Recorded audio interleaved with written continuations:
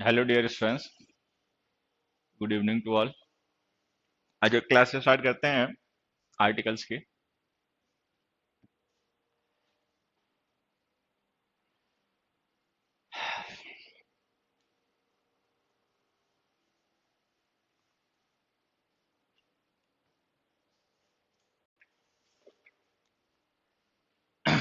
Good evening भाई, Ram Ram.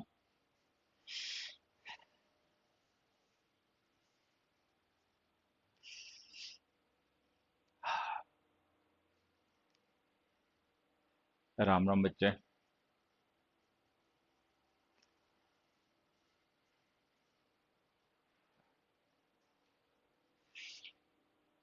Good evening बच्चे।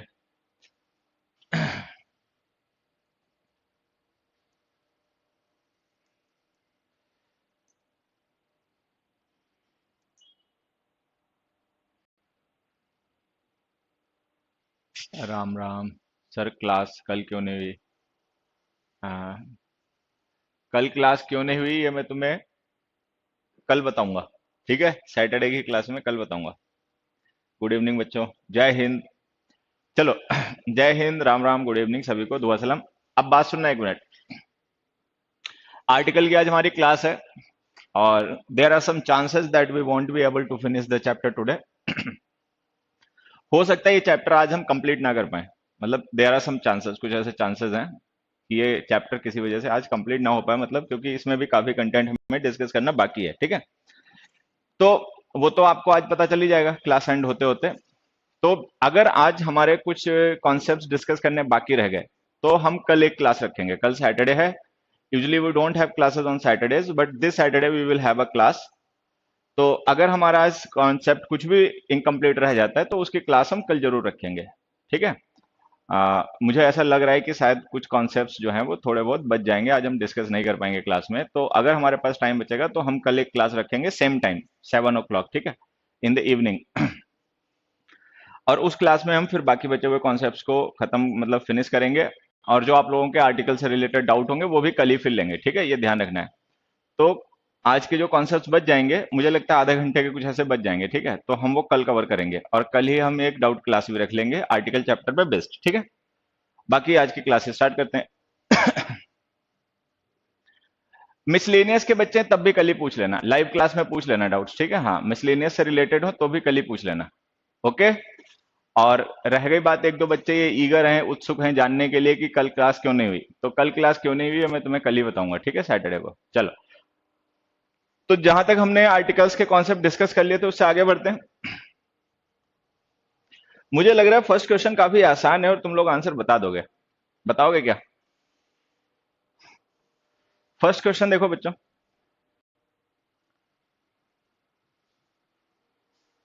Best way to give advice to children is to find out what they need.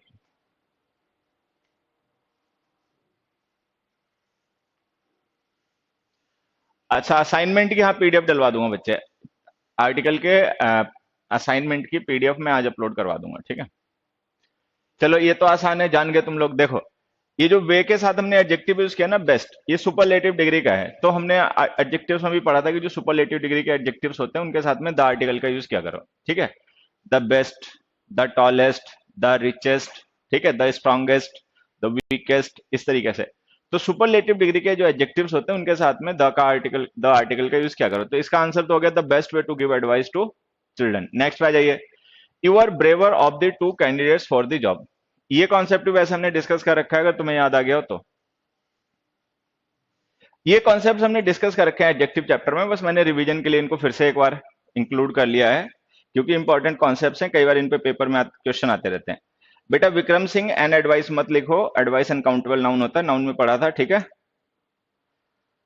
अलंकार त्यागी बता रहे हैं द चिल्ड्रन लिखो, बेटा द चिल्ड्रन भी मत लिखो क्योंकि ये किन्हीं पर्टिकुलर चिल्ड्रन को एडवाइस देने के तरीके की बात नहीं हो रही है, ये चिल्ड्रन इन जनरल, बच्चे जो होते हैं इन जनरल सेंस, अगर उनको एडवाइस देनी हो तो मतलब एडवाइस देने के लिए हमें ये पता होना चाहिए कि उनकी किस चीज की जरूरत है।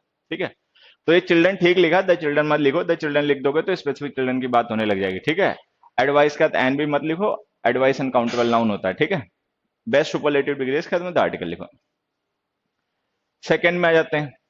अब देखो, एक मैं छोटा सा यूज तुम्हें पढ़ाता हूँ, बताता हूँ। हमने एडजेक्टिव में पढ़ा था कि जब हम कंपेरेटिव डिग्रीज का सिलेक्शन के लिए यूज करते हैं, मतलब हमारे पास जब दो ऑप्शन होते हैं और दो में से किसी एक को हम पिक कर रहे होते हैं, चूज कर रहे होते हैं, चॉइस कर रहे होते हैं, ठीक है, तो हम वहां पे क्या करते हैं, कंपेरेटिव डिग्री से द आर्टिकल लिखते हैं। अब जैसे ये समझना, हमने लिखा you are braver of the two candidates, तो ऑफ हमने प्रिपरेशन क्या पढ़ी थी कि ऑफ प्रिपरेशन का यूज हम करते हैं पार्ट और टोटल को रिलेट करने के लिए, ठीक। तो अगर हम ऑफ द टू कैंडिडेट्स लिख रहे हैं ना, तो इसका मतलब टू कैंडिडेट्स टोटल है और ये जो यू है वो इसी का पार्ट है, ठीक है। तो अगर यू उसका पार्ट है तो इसका मतलब इन दो में यू भी इंक्लूडेड है। अब दो में से एक को हमने पिक कर लिया, ये जो हमारा टोटल है उनमें से एक अल्टरनेट, एक मतलब पर्टिकुलर को हमने चूज कर लिया, चॉइस कर लिया। तो जब हम ऑफ प्रिपरेशन के साथ में कंपेटिव डिग्री लिखते हैं ना, तो ये कंपेटिव डिग्री हमारा सिलेक्शन होती है कि किन्हीं दिए गए ऑप्शंस में से हमने किसी एक ऑप्शन को चूज कर लिया, पिक कर लिया। ऐसी कंडीशन में इसके साथ में द आर्टिकल का यूज क्या करो, you are the braver of the two candidates, ठीक है। नेक्स्ट देखो, which is easier language, Hindi और इंग्लिश। अब यहां देखो, ये हिंदी और इंग्लिश हमें दो ऑप्शन दे रखे हैं, ठीक है। इनमें से किसी एक को हमें पिक करना है, सिलेक्ट करना है कि इन दोनों में से कौन सी इजियर लैंग्वेज है। तो जब भी हमारे पास गिवन ऑप्शंस हो और उनमें से किसी एक को हमें रेफर करना हो, एक को सिलेक्ट करना हो, तो उस कंडीशन में कंपेरेटिव डिग्रीज के साथ में द आर्टिकल लिखा करो। तो एक तो ये दो ऑप्शन दे रखे हैं, ऐसे हम जान गए इन्हीं में से एक को चूज करना है, और नहीं तो देखो ये विच लिखा हुआ है। हमने प्रोनाउन में क्या पढ़ा था कि विच का यूज हम करते हैं सिलेक्शन के लिए, ठीक है। जब दिए गए ऑप्शंस में से हमें किसी एक सर्टेन इंडिविजुअल को रेफर करना हो तो उसके लिए हम विच का यूज करते हैं। तो अगर हम विच के साथ में या ऑफ के साथ में कंपेरेटिव डिग्रीज लिखें तो ध्यान रखना उनके साथ में द आर्टिकल का यूज क्या करो। नेक्स्ट में आ जाते हैं, the hard one works, the stronger one becomes. अब ये भी हमने एडजेक्टिव में पढ़ा था कि अगर हम, शायद ये नहीं पढ़ा होगा, देखो ये मैं समझा देता हूँ, ये आसान है। हम कंपेरेटिव डिग्रीज के साथ में द आर्टिकल तब भी लिखते हैं जब हमें रिलेटिव इंक्रीज या डिक्रीज शो करनी होती है। रिलेटिव इंक्रीज और डिक्रीज, रिलेटिव इंक्रीज या रिलेटिव डिक्रीज के लिए ना कंपेरेटिव डिग्रीज के साथ में हम द आर्टिकल का यूज करके बताते हैं इस बात को। मैं एक एग्जांपल से समझाता हूं, समझना, ठीक है।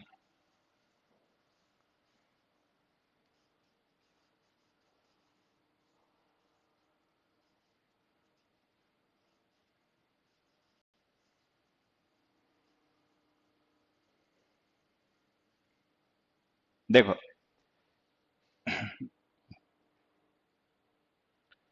जैसे हमने लिखा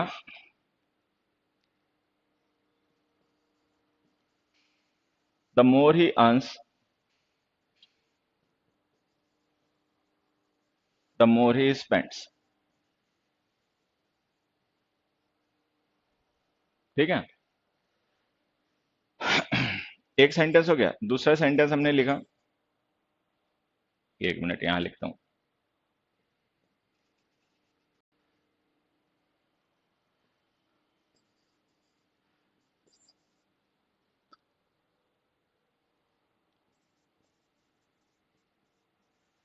the heavier is the burden,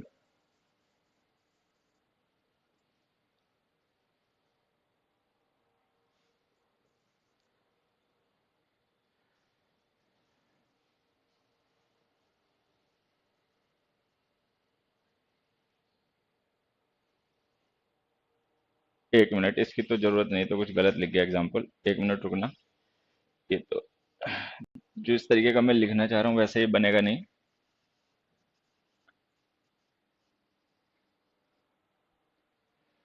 इसको ऐसे लिखते हैं, देखो, the higher we go the cooler it is. अब इन एग्जाम्पल से देखो ना हम क्या समझने की कोशिश कर रहे हैं।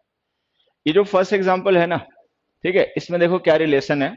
हम कह रहे हैं the more he earns the more he spends, ये इस पर्सन की इनकम बढ़ गई और उसी के प्रोपोर्शनल इसके खर्चे बढ़ गए। तो यहाँ पे जो इसके खर्चे हैं ना वो प्रोपोर्शनल टू इनकम है, डायरेक्टली प्रोपोर्शनल टू इनकम। चलो इसमें देखो क्या है, इस एग्जाम्पल में देखो क्या है, हमने कहा द हायर वी गो कि जितना हम ऊपर जाएंगे अल्टीट्यूड बढ़ेगा, टेम्परेचर उतना कम हो जाएगा। तो टेम्परेचर में जो डिक्रीज हो रही है ना, that is relative to the increase in altitude. तो ये इनवर्सली प्रोपोर्शनल रिलेशन है, ये डायरेक्टली प्रोपोर्शनल रिलेशन है।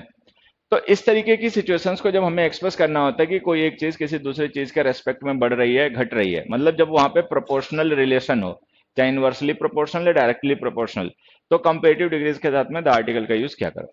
ठीक है, तो ये जो कंपेरेटिव डिग्री है, इसके साथ जो हमने द आर्टिकल यूज किया वो इसी स्ट्रक्चर के लिए यूज किया गया, रिलेटिव इंक्रीज या रिलेटिव डिक्रीज। अब यही देखो हमने लिखा the hard one works the stronger one becomes, कि कोई पर्सन जितनी मेहनत करेगा उतना ज्यादा स्ट्रांग हो जाएगा, मतलब उसके स्ट्रांग बनने की जो क्वालिटी है वो उसके हार्ड वर्क पर डिपेंड करेगी। तो इस तरीके की सिचुएशंस में जहां पर कोई रिलेटिव इंक्रीज या डिक्रीज हो, वहां पर कंपेरेटिव डिग्रीज के साथ में द आर्टिकल का यूज क्या करो। फिफ्थ एग्जांपल देखो, the healthier you are so happier you are. अब हमने यहाँ पे क्या कि कंपेरेटिव डिग्री तो लिखी, लेकिन द का यूज नहीं किया, सो का यूज किया, तो ये सो हटा के द लिख दो। तो अगर हम कंपेरेटिव डिग्रीज का use, the more study the more confusion, same logic यही होता है। ठीक है, हाँ। तो अगर हमें compare, no study no confusion, बिल्कुल सही बात बच्चे। तो अगर हम कभी रिलेटिव इंक्रीज या डिक्रीज को एक्सप्रेस करें, तो वहां पे कंपेरेटिव डिग्री के साथ में द आर्टिकल का यूज क्या करो। उसके अलावा जब भी हम कंपेरेटिव डिग्रीज का यूज करते हैं ऑफ के साथ में या विच के साथ में, तो वो कंपेरेटिव डिग्री हमारा सिलेक्शन, हमारी चॉइस एक्सप्रेस कर रही होती है, और उसके साथ भी द आर्टिकल का यूज क्या करो, ये ध्यान रखना। नेक्स्ट देखो, अब ये छोटे छोटे यूजेस हैं आर्टिकल्स के, काफी इंपॉर्टेंट हैं। ठीक है, थोड़ा सा कंफ्यूजिंग भी मैं समझा देता हूं तो तुम समझ जाओगे। देखो, सबसे पहले एग्जांपल में हमने लिखा those documents are in possession of the authorities. ठीक है, देखो, in possession of,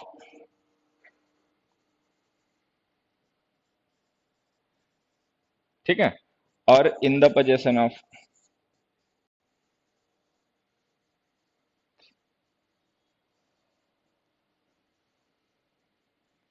in possession of और इन द पोजेशन ऑफ, ये दोनों एडजेक्टिव फ्रेजेस हैं, पहले ये ध्यान रखना। These two are the adjective phrases. Buffering नहीं हो रही है बेटा, आप अपना नेट वगैरह चेक करो, यहां से सही चल रहा है। तो इन पोजेशन ऑफ और in the possession of, this both are the adjective phrases. अब इनके मीनिंग समझना। इन पोजेशन ऑफ का मतलब होता है पोजेसिंग, और इन द पोजेशन ऑफ का मतलब होता है पोजेस्ड। ठीक है, तो अब मीनिंग का डिफरेंस देखो, समझ में आएगा। हमने एडजेक्टिव में प्रेजेंट पार्टिसिपल पास्ट पार्टिसिपल पढ़े थे ना, तो हमने उसमें क्या पढ़ा था कि ये जो वर्ब की एनजी फॉर्म्स होती हैं, जब हम इनको एज एन एडजेक्टिव यूज करते हैं तो हम इन्हें कहते हैं प्रेजेंट पार्टिसिपल। अच्छा, जब वहीं हम वर्ब की थर्ड फॉर्म को एज एन एडजेक्टिव यूज करते हैं तो हम इन्हें कहते हैं पास्ट पार्टिसिपल। एक तो हमने ये पढ़ा। दूसरा हमने ये पढ़ा था कि जो प्रेजेंट पार्टिसिपल्स होते हैं इनके मीनिंग होते हैं एक्टिव। अच्छा, पास्ट पार्टिसिपल्स जो होते हैं इनके मीनिंग होते हैं पैसिव। ठीक है, तो अगर हम इन पजेशन ऑफ एडजेक्टिव फ्रेज का यूज करेंगे ना किसी नाउन के लिए, तो वो नाउन पजेसर होगा। पजेसर का मतलब वो होगा जो किसी को पजेस कर रहा होगा। ठीक है, जिसने किसी को पजेस किया होगा। लेकिन अगर हम किसी ऐसे नाउन को डिस्क्राइब करने के लिए यूज करें इस फ्रेज का जो कि पजेस करने वाला नहीं हो, बल्कि जिसको किसी और ने पजेस कर रखा हो, तो हम लिखेंगे इन द पजेशन ऑफ। तो in the possession of adjective phrase है, in possession of active phrase है, दोनों ही एडजेक्टिव है। इसका मीनिंग पजेसिंग होता है, प्रेजेंट पार्टिसिपल, इसका मतलब पजेस्ड होता है पास्ट पार्टिसिपल। ठीक है। हम्म,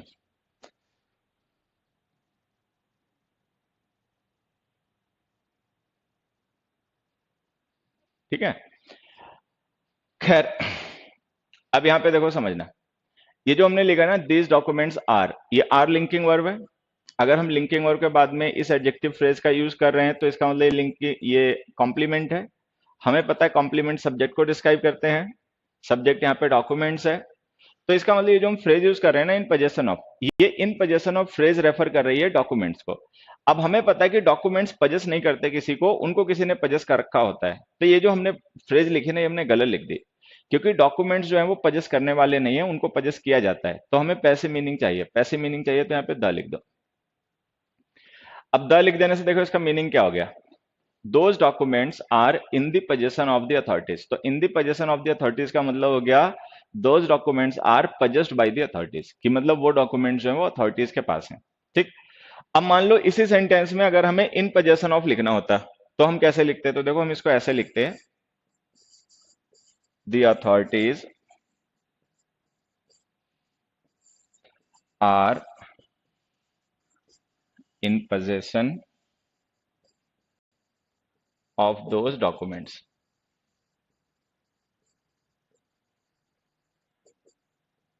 तो हम इसे ऐसे लिखते हैं, the authorities are in possession of those documents. अब जब हम इन पोजेशन ऑफ लिख देंगे तो देखो इसका मतलब क्या हो जाएगा, इन पोजेशन ऑफ का मतलब हो जाएगा पोजेसिंग, कि जो अथॉरिटीज है ना, authorities are possessing the documents, कि वो जो डॉक्यूमेंट्स हैं वो अथॉरिटीज के पास हैं। तो यहाँ पे ध्यान रखना, अगर हम ऐसे नाउन को डिस्क्राइब करने के लिए यूज करें जो कि पजेस करने वाला हो, पजेसर हो, जिसने किसी चीज को अपने पास रख रखा हो, तो हमें उसके लिए यूज करना चाहिए इन पोजेशन ऑफ। लेकिन अगर हम किसी ऐसे नाउन को डिस्क्राइब करने के लिए एडजेक्टिव फ्रेज का यूज करें जिसने किसी को पजेस ना कर रखा हो बल्कि जिसको किसी और ने पजेस कर रखा हो, तो हमें लिखना चाहिए इन द पोजेशन ऑफ। ठीक है, चलो ये हो गया। नेक्स्ट देखो, नेक्स्ट आ गया, the organisers are in the control of the situation. अब इसे भी समझना, जैसे एक फ्रेज हमने लिखी इन कंट्रोल ऑफ, और एक हमने लिख दी इन द कंट्रोल ऑफ। ठीक है, ये दोनों भी एडजेक्टिव फ्रेज हैं, इन कंट्रोल ऑफ और in the control of. In control of का मतलब होता है कंट्रोलिंग। ठीक है, इन द कंट्रोल ऑफ का मतलब होता है कंट्रोल्ड बाई। ध्यान से देखोगे तो जान जाओगे ये वैसे डिफरेंस है जैसा इन पोजेशन ऑफ और इन द पोजेशन ऑफ में था। अब देखो, इन कंट्रोल ऑफ का मतलब है पोजेसिंग, पोजेसिंग है प्रेजेंट पार्टिसिपल, प्रेजेंट पार्टिसिपल का मतलब active meaning. In the control of जो है उसका मतलब है controlled by, past participle, past participle का मतलब पैसिव मीनिंग।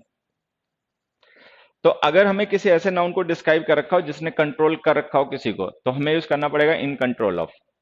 लेकिन अगर हमें किसी ऐसे नाउन को डिस्क्राइब करना हो जिसको किसी और ने कंट्रोल कर रखा हो, तो हमें यूज करना पड़ेगा इन द कंट्रोल ऑफ। ठीक है, अब यहाँ पे देखो हमारा जो सब्जेक्ट है ना वो है ऑर्गेनाइजर्स। अब हमें पता है ऑर्गेनाइजर्स जो हैं उनको कोई कंट्रोल नहीं करेगा, ऑर्गेनाइजर्स ने सिचुएशन को कंट्रोल कर रखा होगा। तो अगर ऑर्गेनाइजर्स हैं, इन्होंने सिचुएशन को कंट्रोल कर रखा है, इनको किसी ने कंट्रोल नहीं कर रखा है, तो हम ये गलत लिख रहे हैं, इसको ऐसे लिखो, the organisers are in control of the situation now. ठीक है, ऑर्गेनाइजर्स डूअर हैं, वही कंट्रोल करेंगे, तो हमने इन कंट्रोल ऑफ लिख दिया। अब मान लो हमें इन द कंट्रोल ऑफ ही लिखना होता तो हम कैसे लिखते, तो देखो हम ऐसे लिखते हैं, the situation is in the control of the organisers now. ठीक है, तो जब हम ये लिख देंगे ना in the control of organisers, तो इसका मतलब हो जाएगा controlled, the situation is controlled by the organisers. तो इन कंट्रोल ऑफ क्या है, इन द कंट्रोल ऑफ क्या है, ये ध्यान रखना है। इन पोजेशन ऑफ क्या है, इन द पोजेशन ऑफ क्या है, ये ध्यान रखना है। और उसके बाद में थर्ड क्वेश्चन। चलो थर्ड क्वेश्चन का आंसर एक बार अपने आप बताने की कोशिश करो। थर्ड क्वेश्चन का आंसर एक बार तुम लोग अपने आप बताने की कोशिश करो।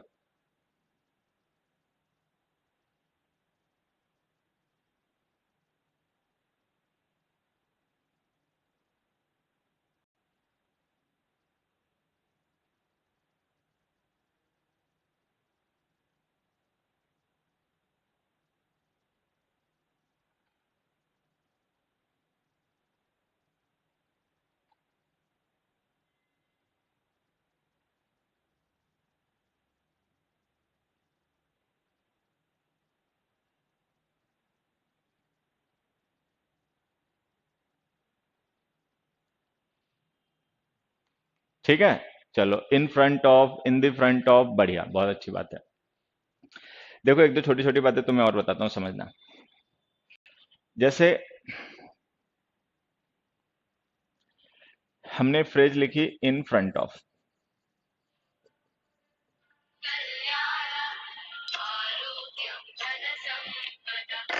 एक मिनट बच्चों होल्ड पर रहना।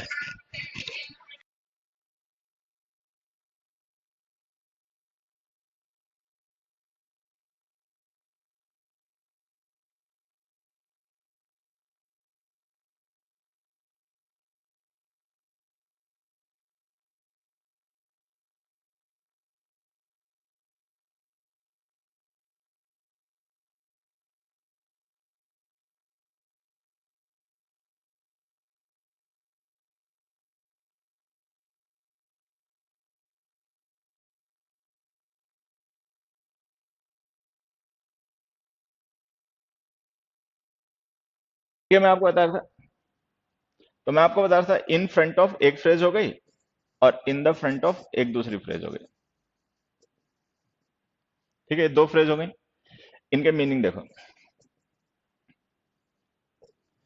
इन द फ्रंट ऑफ का मतलब होता है इनसाइड और इन फ्रंट ऑफ का मतलब होता है अहेड। ठीक है, अब एक तो मीनिंग क्या होता है ऐसे ध्यान रख सकते हो। दूसरा मैं ना तुम्हें इसे डेमो से समझा देता हूं, देखो ऐसे समझना। सपोज ये एक कार है, ठीक है, ये एक कार है। ये कार का हमें पता है कार में सीटिंग दो कंपार्टमेंट में होती है, एक फ्रंट जहां पे ड्राइवर बैठता है और एक बैक जहां पे पैसेंजर बैठता है। ठीक है, ये कार का फ्रंट है, ये बोनट है। ठीक है, ये कार का ट्रंक है। ठीक है, अब देखो हमें पता है कि कार में दो सीटिंग कंपार्टमेंट होते हैं, एक कार के फ्रंट में और एक कार के बैक में। अब मान लो कोई ऐसा पर्सन है जो कार के इस पार्ट में बैठा हुआ है, तो उसको डिस्क्राइब करने के लिए हम फ्रेज यूज करेंगे इन the front of.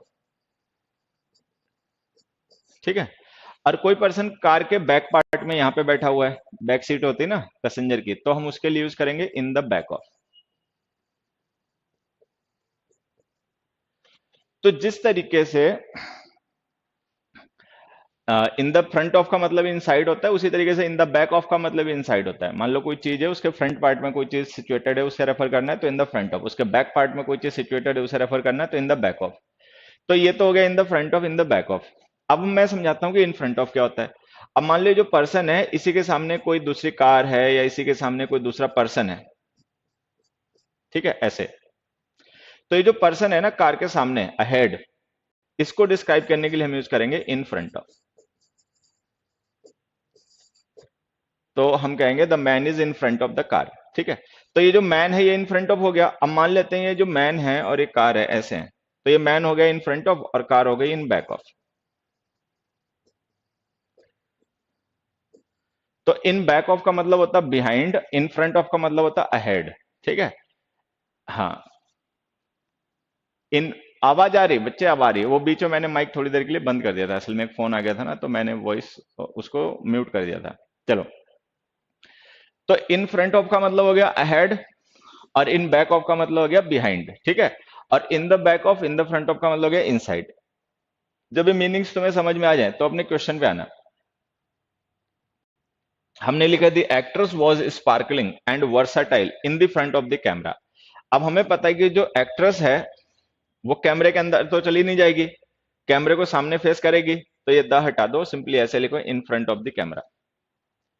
The actress was sparkling and versatile in front of the camera. In front of the camera का अहेड मतलब कैमरा है और कैमरे के आगे वो है, अपना शूटिंग हो रही है। ठीक है, इस तरीके से। चलो एक एग्जांपल और लिखता हूं, सही करना। इसमें तो लिख दो इन द फ्रंट ऑफ। एक मिनट, दा तो लिखा ही हुआ था, हटा दो। अब एक मैं दूसरा एग्जांपल लिख देता हूं तुम्हारे लिए। दूसरा एग्जांपल हमने लिखा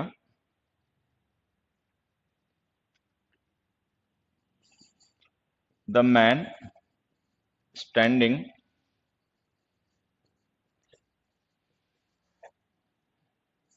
इन the front of me was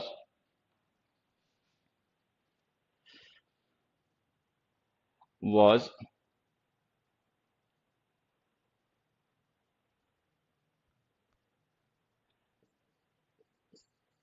listening to music on his phone। ठीक है, जैसे हमने ये लिखा,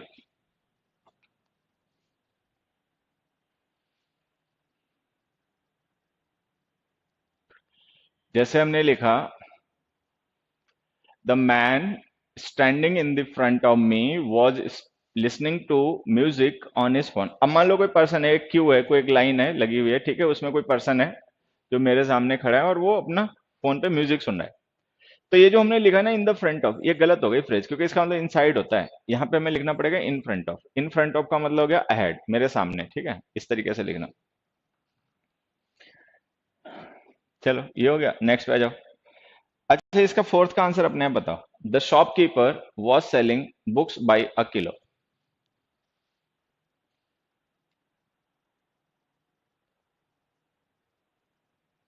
the shopkeeper was selling books by a kilo.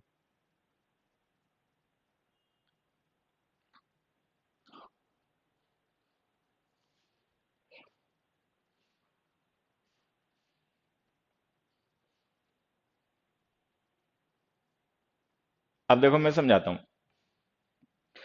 यहाँ पे हमने दो ऑप्शन लिखे, one can buy books ₹120 the kilo there, ठीक है, और यहाँ पे लिखा अ किलो। अब देखो ये किलो मेजरमेंट यूनिट है, हमने यहाँ भी लिखी और यहाँ भी लिखी, लेकिन दोनों जगह इसका जो यूज हम सेंटेंस में कर रहे हैं ना, वो पर्पस डिफरेंट है। यहाँ पे हम किलो का यूज कर रहे हैं एज अ मेजरमेंट यूनिट, ये बताने के लिए कि किसी चीज को सेल या परचेज किया जा रहा है किस यूनिट को मीन्स बनाकर, मतलब किस यूनिट का यूज किया जा रहा है उस चीज को बेचने खरीदने के लिए। तो जब भी हम किसी यूनिट ऑफ मेजरमेंट को रेफर करते हैं ना, तो उसके साथ में लिखा करो the kilo, the metre, the dozen, the litre. लेकिन यहाँ पे जो हमने लिखा ना ₹120 द किलो, ये मेजरमेंट यूनिट नहीं है, ये एक्चुअल में रेट है। किसी चीज को बेचने खरीदने का रेट क्या है, किस मीन्स का यूज करके उसको मेजर किया जा रहा है, वो हो गया ये। किस रेट में उसको बेचा खरीदा जा रहा है, वो हो गया ये। तो जब हम किसी चीज के रेट को रेफर करते हैं ना, तो वहां पे आर्टिकल लिखा करो ए। और ये जो ए आर्टिकल हम रेट के लिए यूज करते हैं ना, इसका मतलब होता है एवरी। पर भी बोल सकते हो उसको, वैसे पर भी बोल सकते हैं, ठीक है। तो हम इसको ऐसे लिखेंगे, one can buy books ₹120 a kilo there. A kilo का मतलब एवरी किलो, कि मतलब आपको 1 किलो खरीदनी है तो 120 दो, और 1 किलो खरीदनी है तो और 120 दो, और खरीदनी तो और दो, ठीक है। तो जो ए एन आर्टिकल हम यहाँ पे लिखते हैं ना रेट के लिए, इनका मतलब पर हो जाता है, ₹120 पर किलो, ठीक है। तो ये ध्यान रखना, मेजरमेंट यूनिट्स के लिए द का यूज क्या करो, लेकिन अगर हम मेजरमेंट यूनिट्स का यूज करें रेट को रेफर करने के लिए, ठीक है, तो फिर वहां पे ए आर्टिकल लिखा करो, और जब हम रेट के लिए ए आर्टिकल का यूज करते हैं तो इसका मतलब हो जाता है एवरी।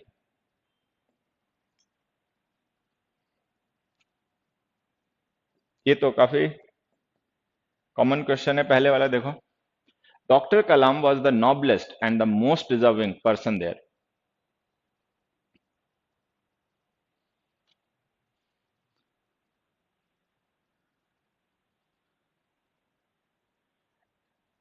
एक चीज बताना, ये जो सिक्स्थ क्वेश्चन हमने लिख रखा है, ये तुम लोगों को दिखाई पड़ रहा है क्या, देखो तो। सिक्स्थ क्वेश्चन जो है, दिख तो रहा होगा शायद। एक मुझे कमेंट करके एक बात बताओ तुम लोग, ये जो सिक्स्थ क्वेश्चन है इस स्लाइड का, क्या वो दिख रहा है? बेटा जो सिक्स्थ क्वेश्चन है इस स्लाइड का, क्या वो दिख रहा है? दिख रहा है, हाँ मुझे तो दिख रहा है। दिख रहा है, चलो बढ़िया। देखो अब मैं बताता हूं, इसको समझना। यहां पर हमने एक नॉबलेस्ट एडजेक्टिव लिखा सुपरलेटिव डिग्री में, ठीक है। यहां पर हमने मोस्ट डिजर्विंग लिखा एडजेक्टिव, ये भी सुपरलेटिव डिग्री में। तो हमारे पास दो एडजेक्टिव हैं सुपरलेटिव डिग्री में। और हमने पढ़ा कि सुपरलेटिव डिग्री के एडजेक्टिव्स के साथ में द आर्टिकल का यूज करना चाहिए, हमने दोनों के साथ ही द यूज कर लिया। लेकिन ध्यान से देखो, ये जो दोनों हमने एडजेक्टिव यूज किए हैं वो इस नाउन के लिए यूज किए हैं, पर्सन नाउन के लिए। अभी जो पर्सन है ना वो एक ही है, मतलब एक नाउन है, उस नाउन के लिए हमने दो एडजेक्टिव यूज किए हैं। अच्छा, चूंकि दोनों सुपरलेटिव डिग्री के एडजेक्टिव हैं तो हमने दोनों के साथ ही द लिख दिया। लेकिन ध्यान ये रखना है कि जो हम आर्टिकल्स यूज करते हैं, आर्टिकल्स डिटर्मिनर्स होते हैं, नाउन के साथ लिखे जाते हैं, ठीक है। अब हम एक नाउन के लिए एडजेक्टिव 5 यूज करें, 10 यूज करें, 2 यूज करें, उससे कोई फर्क नहीं पड़ता। अगर नाउन एक है तो आर्टिकल हमें एक ही यूज करना पड़ेगा। तो ये जो दोनों सुपरलेटिव डिग्री के एडजेक्टिव हैं, इनके दोनों के साथ हम सेपरेट आर्टिकल नहीं यूज कर सकते, क्योंकि इनका जो नाउन है जिसको डिस्क्राइब कर रहे हैं वो एक ही है। तो हम कॉमन आर्टिकल यूज करेंगे, पहले वाले एडजेक्टिव के साथ लिखा रहने देंगे, दूसरे के साथ नहीं लिखेंगे। तो ये हो गया, doctor Kalam was the noblest and most deserving person there. तो ये तो आसान है भाई, इसमें तो नाउन एक ही है, एडजेक्टिव उसके लिए दो यूज कर लो, अलग बात है। जब नाउन एक ही है तो हमें एक ही एडजेक्टिव आर्टिकल का यूज करना चाहिए, तो वो सही हो गया। दूसरा देखो, our principal was an eminent author and a retired bureaucrat. अब देखो यहाँ पे एमिनेंट एडजेक्टिव है, ऑथर नाउन है, ठीक है। रिटायर्ड एडजेक्टिव है, ब्यूरोक्रेट नाउन है। तो इस बार हम देख रहे हैं दोनों एडजेक्टिव्स के अपने नाउन्स अलग अलग हैं। तो यहाँ पे तो चलो नाउन एक था तो हमने इसलिए आर्टिकल कॉमन कर दिया, लेकिन यहाँ पे तो देखें नाउन भी अलग अलग है। अगर नाउन अलग अलग हैं, दो नाउन हैं, तो दोनों के डिटर्मिनर अलग अलग लिखने पड़ेंगे, तो हमने दोनों के डिटर्मिनर अलग अलग लिख दिया। लेकिन ध्यान ये रखना है कि जो दोनों नाउन हमने यूज किए ना, हमने वॉज के बाद यूज किए हैं। वॉज है लिंकिंग वर्ब, तो अगर ये लिंकिंग वर्ब है तो इसका मतलब इसके बाद ये जो दोनों हमने वर्ड यूज किए हैं, एमिनेंट ऑथर और रिटायर्ड ब्यूरोक्रेट, ये दोनों ही सब्जेक्ट को डिस्क्राइब करने के लिए होंगे। अब यहाँ पे हम देखें, इस लिंकिंग वर्ब का सब्जेक्ट है प्रिंसिपल। अच्छा, प्रिंसिपल है सिंगुलर नाउन, तो इसका मतलब एमिनेंट ऑथर और bureaucrat are not two separate people. ठीक है, they are not two different people, they are the same person, वो एक ही पर्सन है, आर प्रिंसिपल। तो अब देखो, अगर ये एमिनेंट ऑथर और ब्यूरोक्रेट दोनों अलग अलग पर्सन होते तो ये दोनों आर्टिकल सही होते, लेकिन हमें पता है ऐसा है नहीं, क्योंकि ये दोनों ही हमारे सब्जेक्ट प्रिंसिपल के लिए यूज किए गए। तो इसका मतलब जो प्रिंसिपल थे वही ऑथर थे और वही रिटायर्ड ब्यूरोक्रेट थे। तो अगर प्रिंसिपल ही ऑथर है, प्रिंसिपल ही रिटायर्ड ब्यूरोक्रेट है, तो इसका मतलब ये दोनों ही नाउन डिस्क्राइब कर रहे हैं सेम पर्सन को। तो ये दोनों नाउन जब एक ही पर्सन को रेफर कर रहे हैं तो इनका आर्टिकल कॉमन कर दो, ये है।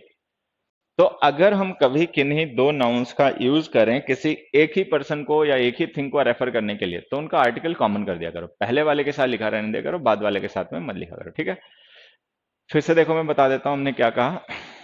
अगर हम कभी किन्हीं दो नाउन्स का यूज करें एक ही पर्सन या एक ही थिंग को रेफर करने के लिए, तो उनका आर्टिकल कॉमन कर दिया करो, पहले वाले नाउन के साथ आर्टिकल लिखा रहने दिया करो, बाद वाले के साथ में आर्टिकल मत लिखा करो। ठीक है, अब थर्ड क्वेश्चन का आंसर अपने आप बताओ।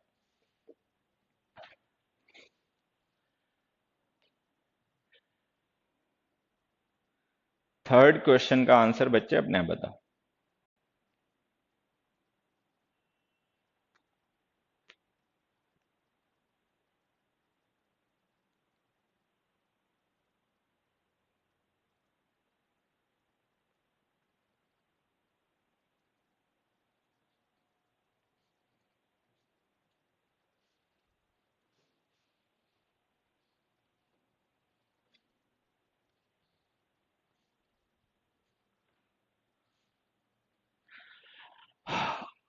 अच्छा, एक चीज देखना, क्या ऐसा नहीं लग रहा है इस सेंटेंस को हम दो तरीके से सही कर सकते हैं?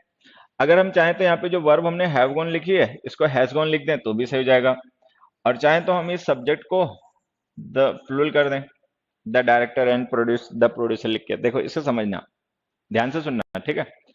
अब तुम में से ज्यादातर हिले हुए हो, ज्यादातर के आंसर गलत हैं, ठीक है। ये जो हमने the director and the producer लिखा है, तो डायरेक्टर और प्रोड्यूसर दो नाउन है और हमने आर्टिकल कॉमन करके लिख रखा है। तो अगर हम कॉमन करके आर्टिकल लिख रहे हैं तो इसका मतलब हमें ये मानना पड़ेगा कि ये पर्सन एक ही है, मतलब जो पर्सन डायरेक्टर है वही पर्सन प्रोड्यूसर है। तो इसका मतलब ये सब्जेक्ट हमारा सिंगुलर हो गया। अच्छा, फिर अगर वो सब्जेक्ट सिंगुलर हो गया तो वर्ब जो हमने हैव गॉन लिखी है गलत हो जाएगी, इसको हमें लिखना पड़ेगा हैज गॉन। सिंगुलर सब्जेक्ट है तो सिंगुलर वर्ब लिखनी पड़ेगी। अब मान लो हम यहाँ पर हैव गॉन की जगह हैज गॉन कर दें तो सही हो जाएगा। या जो हमने वर्ब लिखी हैव गॉन, ये प्लूरल है, अगर ये प्लूरल है, ठीक है, तो सब्जेक्ट प्लूरल होना चाहिए। और अगर ये सब्जेक्ट प्लूरल है तो ये दोनों अलग अलग पर्सन होंगे, अगर ये दोनों अलग अलग पर्सन होंगे तो इनके साथ में द आर्टिकल का यूज करना चाहिए, द प्रोड्यूसर। अब हमें ये समझना है कि सिचुएशन क्या होगी, मतलब प्रोड्यूसर डायरेक्टर एक ही पर्सन होगा, ठीक है, तब तो हम हैज कर दें, या प्रोड्यूसर डायरेक्टर अलग अलग पर्सन होंगे तब तो हम द प्रोड्यूसर कर दें। अब मैं हमेशा कहता हूं कि ये जो सेंटेंसेस होते हैं ना, ये ऑब्जेक्टिव जनरल इंग्लिश होती है, मतलब इसमें रियल कॉन्टेक्स्ट क्या है वो हमें पता नहीं होता है। बस हमें ये समझना होता है कि हाँ भाई, जो गिवन कॉन्टेक्स्ट है क्या ये लॉजिकल है, ठीक है, क्या ये मतलब पॉसिबल सिचुएशन है। तो हमें पता पॉसिबिलिटी दोनों ही है, एक्टर प्रोड्यूसर अलग अलग भी होते हैं, एक्टर प्रोड्यूसर एक भी होते हैं। तो जब ऐसा हो सकता है कि हम दोनों तरीके से सेंटेंस को सही कर सकते हैं, हम हैज करके सही कर दें तो भी सही है, द प्रोड्यूसर लिख के सही कर दें तो भी सही है। तो मैंने पहले कई बार तुम लोगों को बताया होगा कि जब कभी ऐसा लगे कि हम एक सेंटेंस को दो डिफरेंट तरीकों से सही कर सकते हैं तो हमेशा बाद वाला तरीका यूज किया करो, ठीक है। एक बात हमेशा दिमाग में रखना, अगर हम कभी किसी सेंटेंस को, अब मेरी बात सुनो, कमेंट करना बंद करो, अगर हम कभी किसी सेंटेंस को दो डिफरेंट तरीकों से सही कर सकें और दोनों ही तरीके से जब हम करेक्शन करेंगे तो हमारा सेंटेंस लॉजिकल हो, उसमें कुछ इलॉजिकल एंड ना हो जाए, तो आप हमेशा बाद वाला करेक्शन किया करो। एक बात ये हमेशा ध्यान रखना। दूसरी बात क्या ध्यान रखना, अगर कभी ऐसा लगे कि सब्जेक्ट और वर्ब में से किसी भी एक को चेंज करके हम सेंटेंस को सही कर सकते हैं तो हमेशा वर्ब को चेंज किया करो, ठीक है। क्योंकि सब्जेक्ट वर्ब के अकॉर्डिंग यूज नहीं होता, वर्ब सब्जेक्ट के अकॉर्डिंग यूज होती है। तो जब सब्जेक्ट सिंगुलर है तो वर्ब सिंगुलर कर दो, तो इसका आंसर ये है। अपनी खोपड़ी यूज क्या करो, मान लो मैंने लिख दिया यू इज वेरी हैप्पी, ठीक है, और मैंने लिख दिया ही आर वेरी हैप्पी। अब इन दोनों सेंटेंसेस में हम देखें तो जो सब्जेक्ट है और वर्ब है ये गलत यूज हो रहे हैं। ठीक है, भाई ही सब्जेक्ट सिंगुलर है तो हमें इज लिखना चाहिए, यू प्लूरल है तो हमें आर लिखना चाहिए, या फिर अगर वर्ब हमारी इज सिंगुलर है तो हमें यू लिखना नहीं चाहिए, ही शी इट कुछ लिखना चाहिए। अगर हमने यहाँ पे आर लिख रखा है तो हमें यहाँ पे ही नहीं लिखना चाहिए, यू दे ऐसे कुछ लिखना चाहिए, वी लिखना चाहिए। तो मैं हमेशा कहता हूँ कि सब्जेक्ट के अकॉर्डिंग वर्ब को चेंज किया करो। ठीक है, वर्ब के अकॉर्डिंग सब्जेक्ट नहीं चेंज किए जाते। तो अगर ये लगे ना कि जो हमने सब्जेक्ट लिख रखा है वो सही है, ठीक है, तो सब्जेक्ट को सही मान के वर्ब को चेंज किया करो। ठीक है, ये हमेशा ध्यान रखना। verbs are used according to the subjects are not used according to the verb। Okay, चलो अब इसका आंसर बताओ फोर्थ का। फोर्थ क्वेश्चन का आंसर बताओ बच्चों।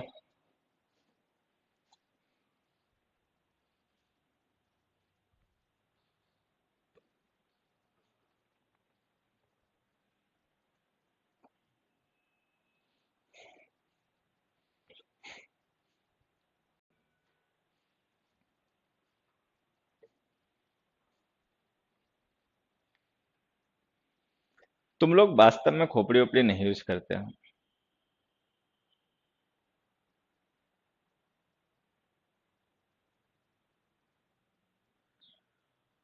हरि ओम प्रभु।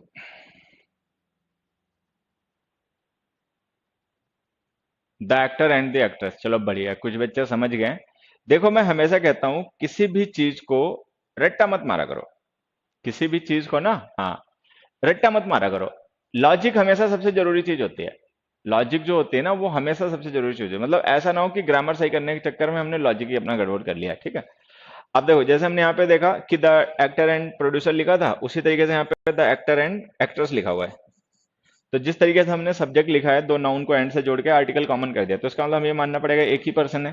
ठीक है, तो हमने कहा जब पर्सन एक ही है तो यहाँ पे वर्ब हैव गॉन लिखी थी, गलत थी, इसको हमने हैज कर दिया। तो उसी तरीके से जो वर्ब हैव है ये भी गलत है, हमें हैज कर देना चाहिए। लेकिन जब हम इसे हैज कर देंगे तो हमें ये मान के चलना पड़ेगा कि एक्टर और एक्ट्रेस एक ही पर्सन है। अब देखो ऐसा नहीं होता है, एक्टर और एक्ट्रेस हमेशा दोनों होते हैं। एक्टर होता है मैस्कुलिन जेंडर, ठीक है, एक्ट्रेस होती है फेमिनिन जेंडर। तो डायरेक्टर और प्रोड्यूसर तो मूवी का एक हो सकता है, एक्टर एक्ट्रेस एक नहीं हो सकता। ठीक है, तो इस कॉन्टेक्स्ट में अगर हम हैज कर देंगे ना तो ग्रामर तो सही हो जाएगी, लेकिन ये इलॉजिकल सेंटेंस होगा। तो चूंकि इलॉजिकल हो जाएगा तो गलत हो जाएगा। ठीक, तो हम यहाँ पे लिखेंगे the actress, the actor and the actress. मतलब लॉजिक जरूरी चीज है, मतलब ऐसा ना हो कि ग्रामर सही।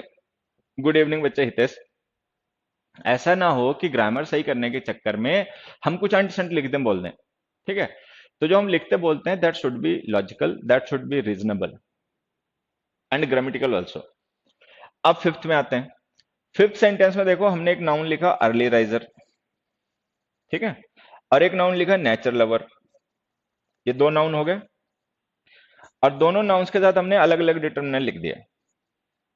ठीक, हम दो नाउन्स के साथ में अलग अलग डिटर्मिनर लिख सकते हैं अगर वो दोनों नाउन अलग अलग पर्सन अलग अलग थिंग्स को रेफर करें तो।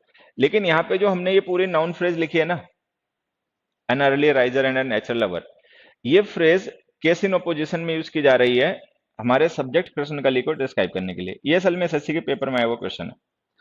अब हम देख रहे हैं हमारा यहाँ पे सब्जेक्ट है कृष्णकली, और कृष्णकली को डिस्क्राइब करने के लिए हमने N early riser and a nature lover दो फ्रेजेस यूज किए हैं। अब ये जो दो नाउन है ना वो दोनों एक ही पर्सन को डिस्क्राइब कर रहे हैं, कृष्णकली को, कि वो अर्ली राइजर भी है नेचर लवर भी है। तो जब ये पता चल गया कि दोनों मिलकर एक ही पर्सन को डिस्क्राइब कर रहे हैं, आर्टिकल कॉमन कर दो। ठीक है, तो अगर हम दो नाउन्स का यूज किसी एक ही पर्सन एक ही थिंग को रेफर करने के लिए करें तो उनके आर्टिकल्स को कॉमन करके लिखा करो। पहले वाले नाउन के साथ आर्टिकल लिखा करो, दूसरे वाले के साथ में मत लिखा करो। ठीक है, ये ध्यान रखना है। उसके बाद में क्वेश्चन नंबर 6, इसका आंसर अगर बता सकते हो तो बताओ, नहीं तो ये मुझे समझाना पड़ेगा तुम्हें।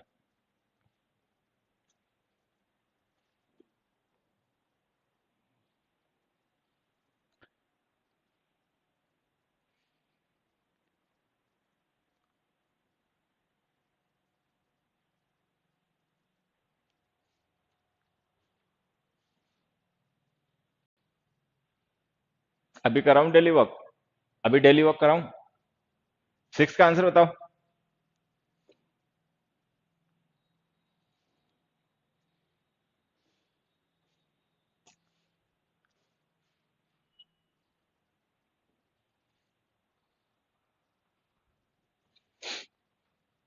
चलो इसको छोड़ो बच्चों, इसको मैं समझाता हूँ, असल में थोड़ा सा तुम्हें समझाना पड़ेगा, यहां से देखो समझना।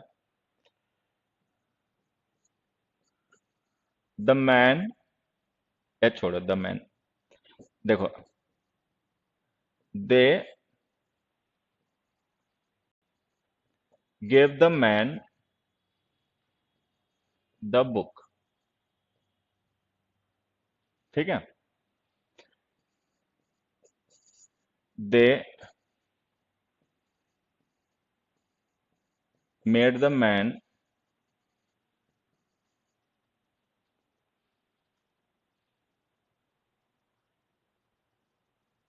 The manager. ये दो सेंटेंस समझना, अब जो मैं बताऊंगा ना उसको ध्यान से समझना।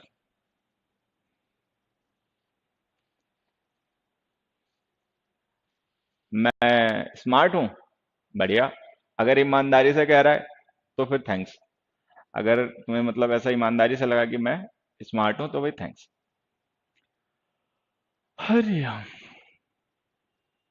नाउ अब समझना, देखो ये दो सेंटेंस हमने लिखे, they gave the man the book and they made the man the manager. अब देखो जो मैं कहूंगा उसको ध्यान से समझना। द मैन जो है और द बुक जो है ये दोनों ऑब्जेक्ट हैं,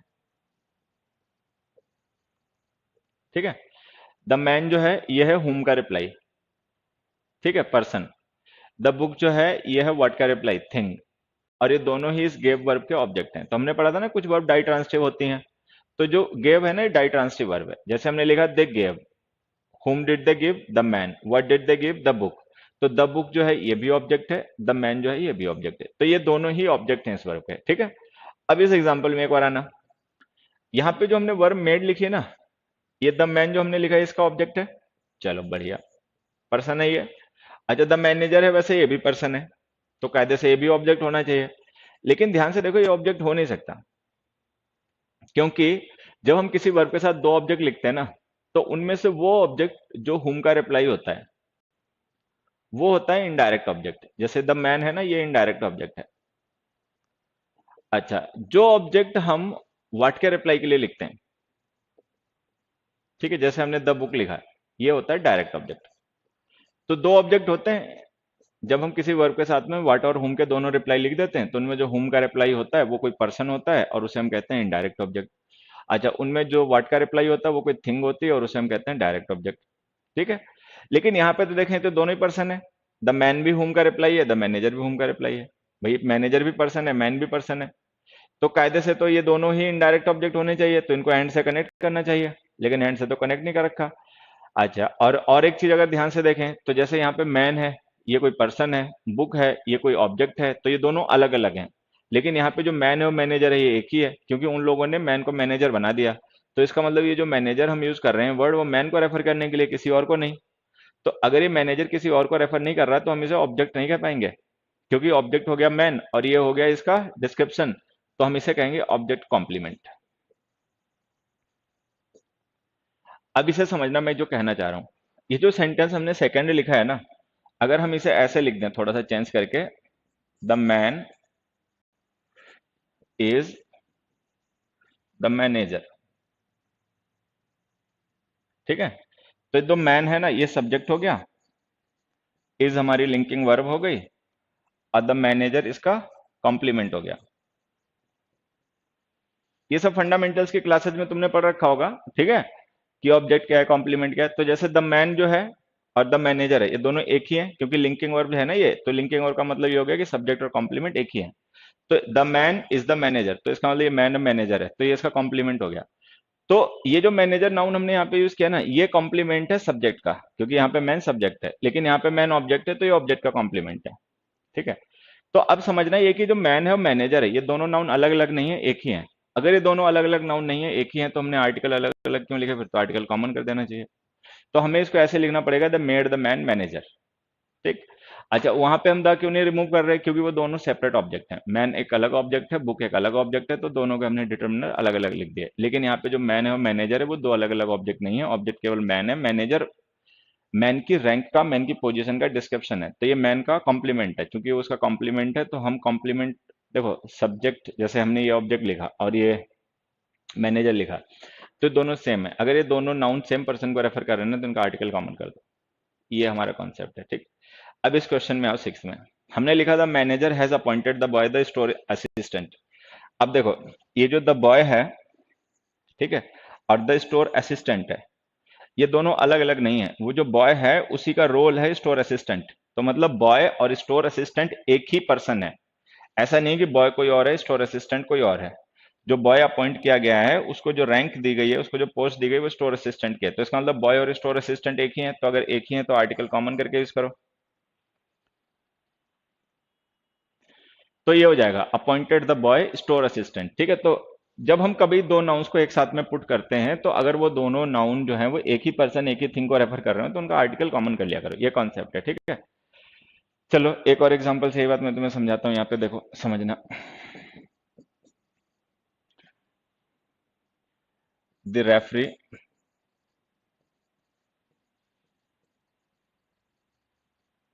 declared the wrestler the winner, ठीक है। दूसरा,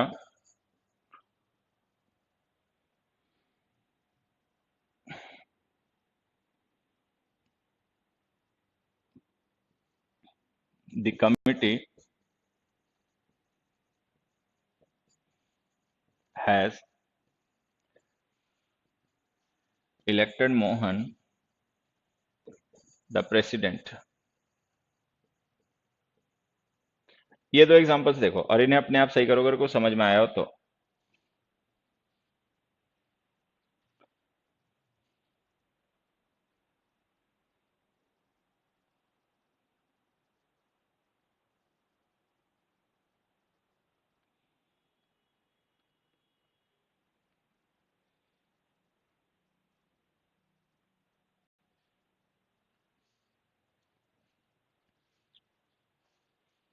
कॉमा नहीं लगा सकते बेटा, ये पॉजिटिव केस नहीं है, ये पॉजिटिव केस नहीं है, कॉम्प्लीमेंट है।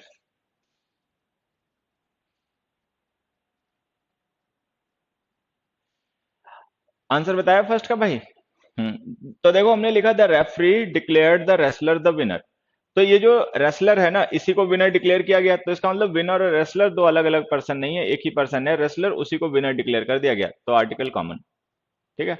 फिर हमने लिखा the committee has elected Mohan the president. अब ये जो मोहन है वो प्रेसिडेंट है, ये भी दो अलग अलग पर्सन नहीं है, मोहन को ही प्रेसिडेंट पोस्ट दे दी गई, तो इसका मतलब मोहन और प्रेसिडेंट एक ही है, तो आर्टिकल कॉमन हो गया। तो ये अपना ध्यान रखना, देखो जैसे डिक्लेयर है, अपॉइंटेड है, ठीक है, नॉमिनेटेड है,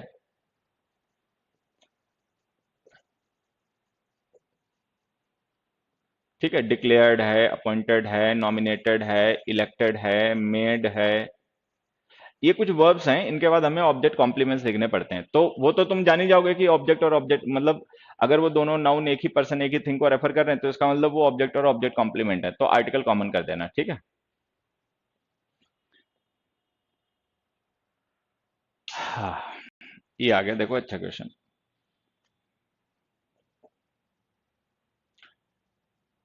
फर्स्ट क्वेश्चन देखो और एक बार आंसर बताने की कोशिश करो, फिर मैं तुम्हें कुछ समझाता हूँ, एक कॉन्सेप्ट उसको ध्यान से समझना। ए का मतलब है बेटा कि जो रेफरी है उसने रेसलर को विनर डिक्लेयर कर दिया। रेफरी होता वही डिक्लेयर करता है ना कौन जीता कौन हारा।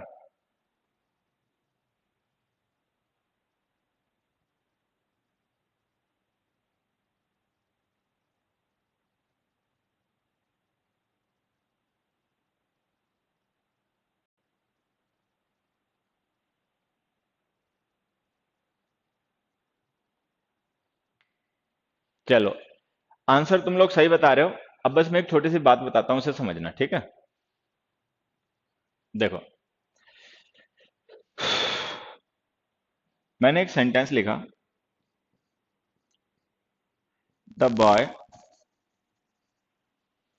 Solve the question dash a calculator. एक मिनट,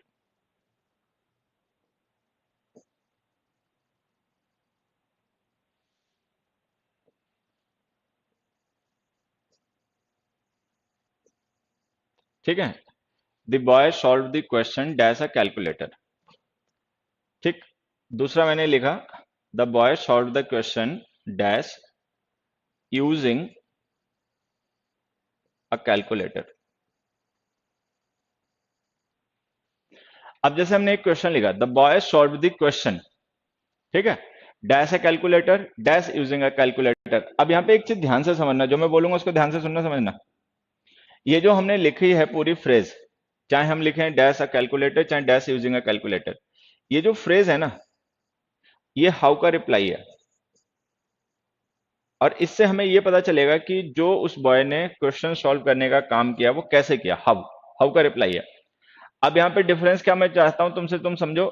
वो डिफरेंस ये है कि जो कैलकुलेटर है ना, ये है एक ऑब्जेक्ट, मतलब ऑब्जेक्ट है जिसका यूज करके उस काम को किया गया, या यूं कह सकते हैं मीन्स है। मीन्स का मतलब होता है साधन जिसकी मदद से उस काम को किया गया।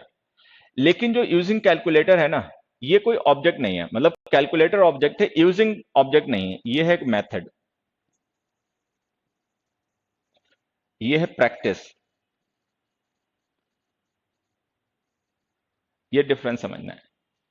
तो हम किसी काम को करने का तरीका बता रहे हैं, तो तरीका बताने के लिए हमारे पास दो ऑप्शन होते हैं, या तो हम उस मीन्स को रेफर करें, ऑब्जेक्ट को रेफर करें जिसकी मदद से वो काम किया गया, ठीक है, या हम वो मेथड या प्रैक्टिस बताएं जिसके थ्रू उस काम को अचीव किया गया। अब मीन्स की प्रिपरेशन कॉमनली तो होती है विद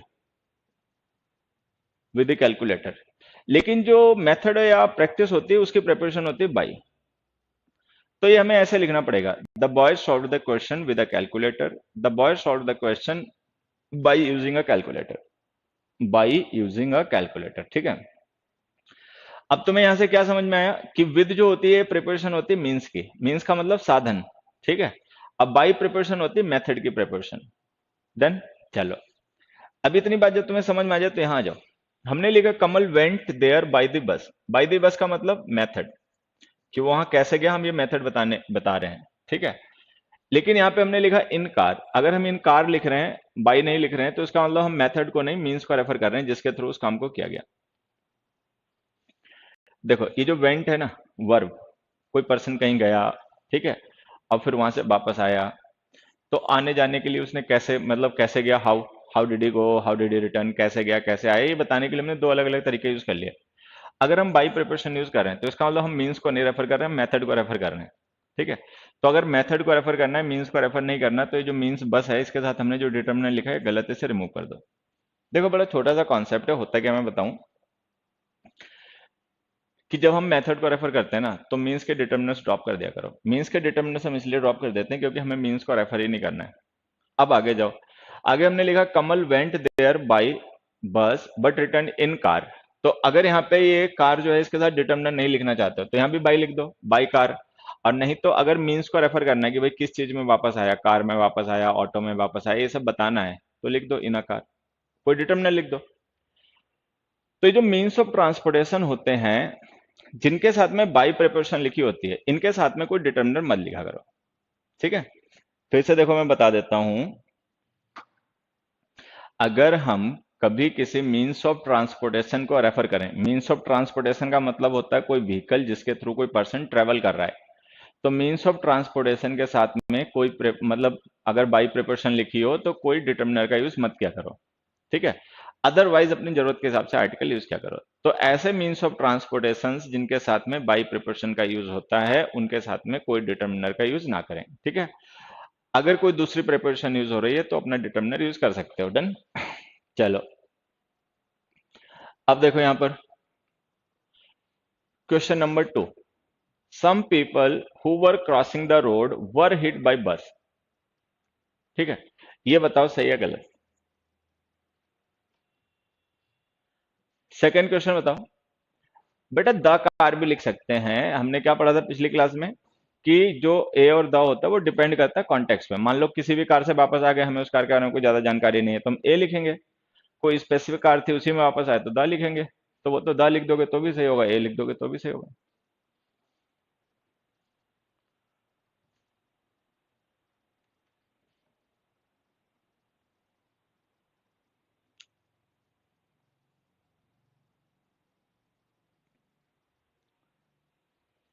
अब देखो यहाँ पे समझना, ये जो हमने बाय द बस लिखा है ना, ये मीन्स ऑफ ट्रांसपोर्टेशन मेथड की प्रेपोजिशन है कि कोई पर्सन गया तो कैसे गया, मेथड क्या उसने यूज किया। तो ये बाय द बस मेथड था, तो हमने द हटा दिया।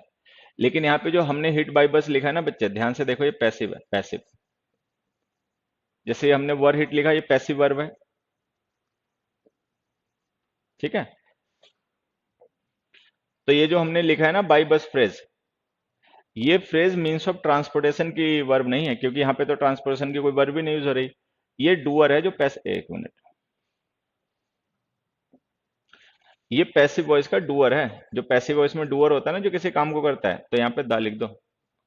दा लिख सकते हो, ए भी लिख सकते हो, फिर अभी द लिख दूंगा, कोई पूछेगा ये क्यों नहीं लिखा। तो some people who were crossing the road were hit by the bus, या some people who were crossing the road were hit by a bus. तो यहाँ पे ध्यान देना, ऐसा नहीं है कि बाय प्रिपोजिशन हमेशा मैनर के लिए यूज होती है। बाय प्रिपोजिशन का यूज हम मेथ उसके लिए भी करते हैं, पैसिव वॉइस में डूअर के लिए, ठीक है। हाँ, विद मत लिखो, मूर्खता कम दो बच्चे। मैं क्या कह रहा हूँ, मेरी बात नहीं सुनते तुम लोग, दूसरे की सुन लोगे ना तो गलतियां कम होंगी। ये जो हमने बाई प्रिपोजिशन लिखी है ना बच्चे, ये वो प्रिपोजिशन है जो हम पैसिव वॉइस में यूज करते हैं। देखो, जैसे हमने लिखा were the were hit by the bus, some people were hit by a bus. तो इसको अगर हम एक्टिव बनाएंगे तो क्या हो जाएगा, the bus hit some people, ये हो जाएगा, ऐसा हो जाएगा, the bus hit some people. तो जो हिट वर्ब है ना, देखो ये एक्टिव वॉइस में, यहाँ पर ये पैसिव वॉइस में, और यहाँ पे जो बस सब्जेक्ट है वो पैसिव में, डूअर बन गया, बाई प्रिपोजिशनल लिख दिया। तो ये जरूर ध्यान देना कि अगर हम पैसिव वॉइस बनाएंगे, तो पैसिव वॉइस में जो हम बाई प्रिपोजिशन डूअर के लिए यूज करते हैं ना, उसमें डूअर को रेफर किया जा रहा होता है, तो उसके साथ आर्टिकल लिखा करो। लेकिन जब हम मीन्स ऑफ ट्रांसपोर्टेशन के लिए यूज करते हैं तब मत लिखा करो, ठीक है। अगले एग्जाम्पल से ये बात तुम्हें समझ में आ जाएगी। ये जो थर्ड एग्जाम्पल है ना, इसमें देखो,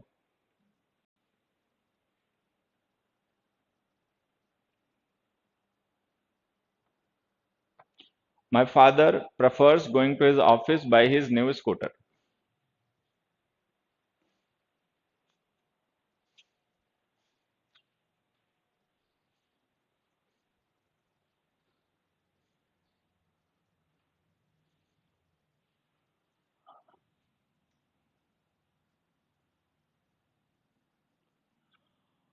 हरिओम।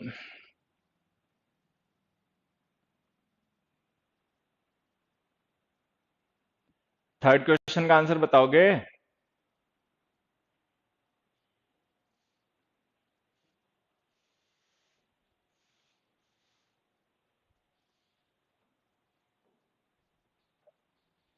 अब देखो, मैं एक चीज समझाता हूँ, ध्यान से सुनना जो बताऊंगा, ठीक है। ये जो हमने लिखा ना बाय हिज न्यू स्कूटर, ये ध्यान से देखो मीन्स ऑफ ट्रांसपोर्टेशन है। जैसे मैंने कहा पिताजी जाना पसंद करते हैं ऑफिस, कैसे, हाउ, तो बाय हिज न्यू स्कूटर लिख दिया, तो ये हाउ का रिप्लाई है, तो इसका मतलब मेथड है कि वो किस मेथड से ऑफिस जाना पसंद करते हैं। तो हमने पढ़ा है कि जब हम मेथड को रेफर करने के लिए बाय प्रिपोजिशन का यूज करते हैं, तो मीन्स के साथ में कोई डिटरमिनर मत लिखा करो। तो अगर हमने यहाँ पे बाय लिख दिया ना, तो हमें ये हिज और न्यू नहीं लिखनी चाहिए, हमें सिंपली लिखना चाहिए बाय स्कूटर, ठीक है। लेकिन अगर मान लो हम बाई स्कूटर लिख देंगे, तो फिर ये कैसे बता पाएंगे वो किसके स्कूटर से जाते हैं, कौन से टाइप के स्कूटर से जाते हैं, क्योंकि हमें हिज और न्यू सब ड्रॉप करने पड़ जाएंगे। तो अगर ऐसा लगे कि नहीं, ये स्पेसिफिक मीन्स है, ठीक है, कि भाई उनका नया वाला स्कूटर है उससे जाते हैं, तो अगर ये लगे कि नहीं ये तो उनका स्पेसिफिक मीन्स है, तो स्पेसिफिक मीन्स हो ना, तो बाई का यूज मत करना, क्योंकि बाई का यूज हम करते हैं जनरल मीन्स के लिए। लेकिन अगर हमें कभी ऐसा हो कि मीन्स को ही रेफर करना हो, या मतलब उसको स्ट्रेस करना हो, तो उस कंडीशन में क्या करो, बाई के अलावा कोई दूसरी प्रिपरेशन लिख लिया करो। जैसे यहाँ पे हम ऑन लिखेंगे, ठीक है। तो अब ध्यान हमें यह भी रखना है, देखो, in case of specific vehicles,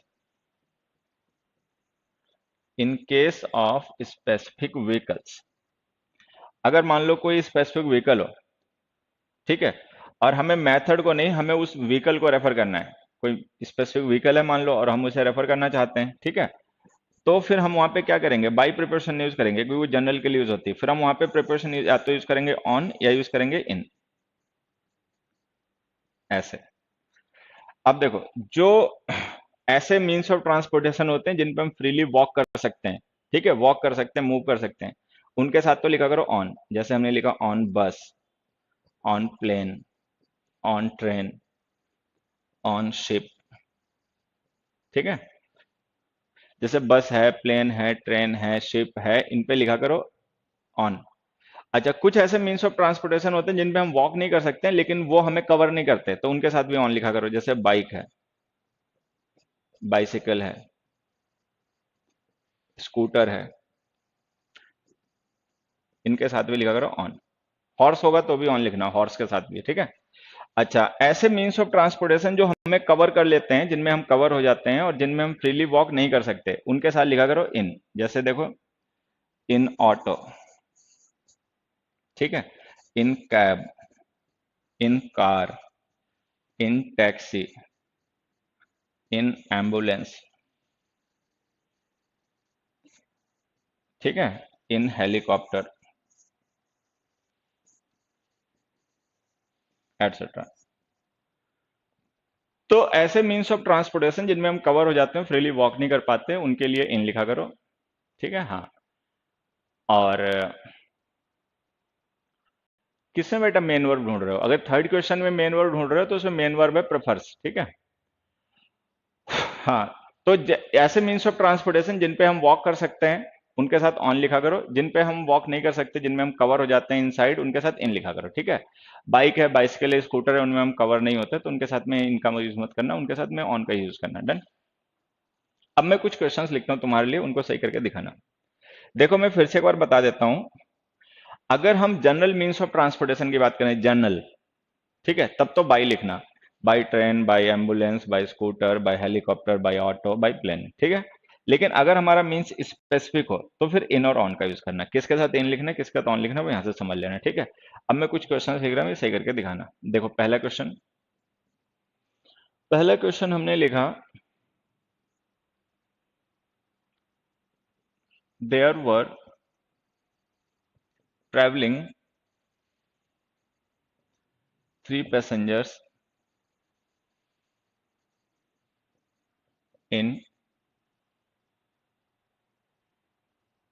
dash car. दूसरा मैंने लिखा, the guest will arrive dash the 8:15 train, ठीक है। तीसरा हमने लिखा,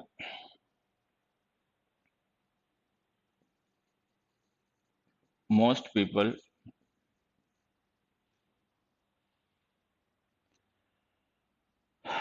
ट्रैवल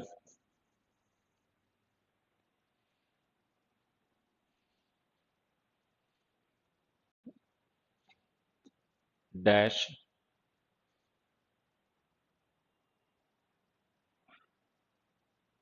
बस इन सिटीज, ठीक है।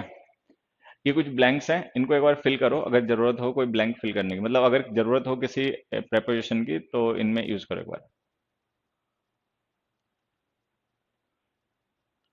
कौन सी हम प्रेपोजिशन का यूज करेंगे, कैसे इनको सही कर सकते हैं?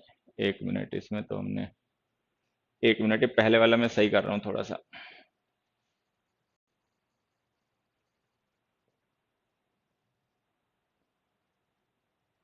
डैश दैट कार, ठीक है। चलो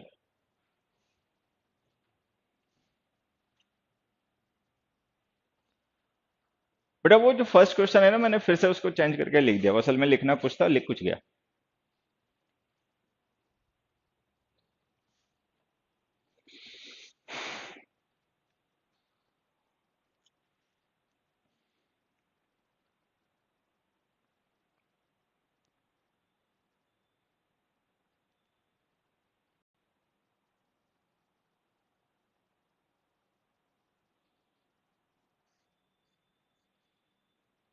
हाँ, अब देखो यहाँ पे मैं बताता हूँ तुम्हें समझना।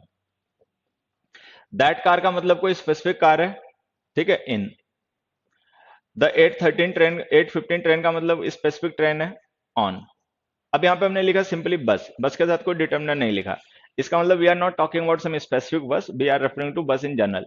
अब आ जाएगा बाई, तो इसमें लिखना most people travel by bus, ठीक है। The guest will arrive on the 8:15 train and there were travelling 3 passengers in that car. तो अगर मीन्स स्पेसिफिक हो 3 और ऑन यूज कर लेना, जनरल हो तो बाय यूज कर लेना, ठीक है। फिर आ जाते हैं हमारे फोर्थ क्वेश्चन पे।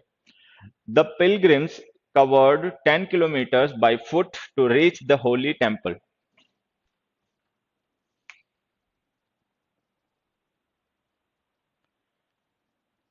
अब यहाँ पे एक चीज समझना, पैदल जब कोई पर्सन कहीं जाता है ना पैदल, मतलब अगर कोई पर्सन है कार से जा रहा है, बस से जा रहा है, बाइक से जा रहा है, तो क्या करना हम समझ गए। लेकिन अगर कोई पर्सन कहीं पैदल जा रहा है तो हम क्या करें, बाई फुट लिखें, ठीक है, बाई फिट लिखें, ठीक है, ऑन फिट लिखें, बाई वॉक लिखें, क्या लिखें। तो ये ध्यान रखना, पैदल कम्यूट करने के लिए एक इंग्लिश में एक ही एडवर्ब फ्रेज होती है, on foot. On foot, feet भी मत लिखना, ऑन फुट। तो पैदल अगर कोई पर्सन कहीं आ जा रहा है तो उसके लिए हमेशा लिखा करो preparation on foot. I go to my office on foot. Pilgrims का मतलब बेटा तीर्थयात्री होता है, एक डिक्शनरी रखा करो फोन में ना, एक अच्छी सी डिक्शनरी रखा करो। पिलग्रिम्स का मतलब होता है the people who travel to holy places, तीर्थयात्री। पिलग्रिमेज वर्ड कभी सुना नहीं बेटा? पिलग्रिमेज का मतलब होता है तीर्थ यात्रा। So those who walk, those who walk, उनके लिए प्रिपरेशन यूज करनी है ऑन फुट, ठीक है। अगला क्वेश्चन देखो, अब ये जो फिफ्थ और सिक्स क्वेश्चन है ना, इनके लिए देखो मैं तुम्हें समझा देता हूँ एक छोटी सी चीज। जैसे मैंने एक सेंटेंस लिखा ही है, you can pay this bills, how, how can you पे, तो हमने लिख दिया by the credit card. Six example में हमने लिखा था manager would communicate with his employees, how, how would he communicate, तो हाउ का रिप्लाई दिया, लिख दिया बाय द ईमेल, ठीक है। फिर मैं एक और लिख देता हूं अपने पास से, सेवंथ क्वेश्चन मान लो हमने लिख दिया, ठीक है। The boy broke it, the boy broke it by a mistake, तो हमने लिखा था boy broke it, how, how did he break it, तो आंसर आ गया बाय अ मिस्टेक। अभी जो फ्रेजेस हमने लिखे ना, ध्यान से देखो, ये मेथड है, मतलब बॉय ने तोड़ा किसी चीज को, कैसे तोड़ा, मेथड क्या, तो बाय अ मिस्टेक, मिस्टेक से। पे कर सकते हैं बिल्स को कैसे, how, by the credit card. Manager communicate करेगा एम्प्लॉयज के साथ में कैसे, बाय द ईमेल। तो ये जो हमने लिखे हैं ना, ये सब मेथड्स हैं। अभी हमने क्या पढ़ा कि जब हम बाय प्रिपोजिशन का यूज मेथड को रेफर करने के लिए करते हैं तो मीन्स को डिटर्मिनर मत किया करो, मीन्स के साथ में कोई डिटर्मिनर का यूज मत किया करो। तो बाय अ मिस्टेक में से ये हटा दो, सिंपली लिखो by mistake, by credit card और बाय ईमेल। तो जब हम बाय प्रिपोजिशन का यूज करते हैं मेथड को रेफर करने के लिए, तो मीन्स के डिटर्मिनर्स को ड्रॉप कर दिया करो, ये ध्यान रखना। चलो,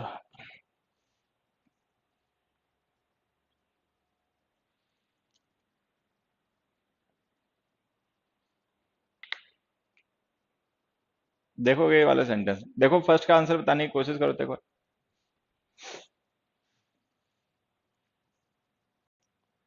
the man was taken to the hospital for treatment to pellet wounds.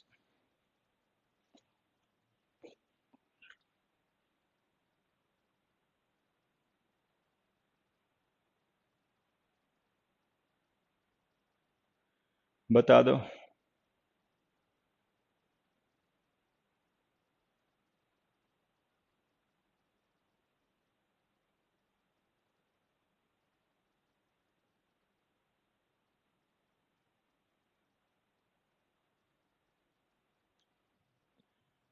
Answer बता दो बच्चे, फर्स्ट का देखो क्या आंसर हो सकता है, बताओ एक बार।